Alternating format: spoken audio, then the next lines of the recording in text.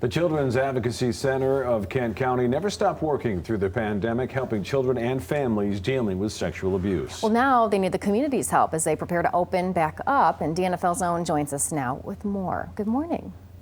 Good morning to the both of you. Yeah, despite the shutdown, their work never stopped. Their mission, they actually stayed pretty busy speaking to the need and the reality of so many kids in our community. And even though they couldn't see new cases in the office over the last couple months, forensic interviews were still happening. And to make sure those kids felt connected to the center and to remind them there are people there to help and support them, they gave out more coping boxes than normal. So they're typically given to every child or teen that walks through the door to help them in their journey to achieve and maintain emotional regulation. But due to having to adapt to the circumstances, they're now running low on supplies as they set to open back up.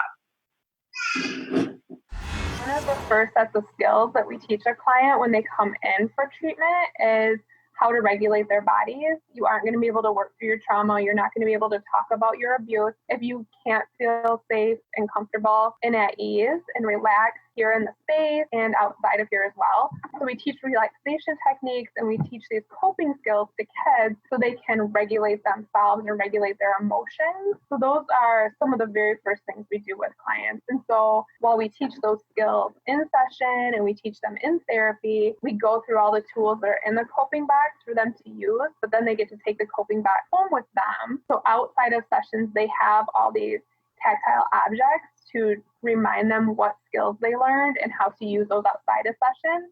So those relaxation skills become more ingrained. So they have a list on Amazon that you can check out. You can even drop off donations right to the office. They're looking for things like coloring books for teens, stress balls, bubbles, those smoothing stones, and then the actual storage containers themselves. So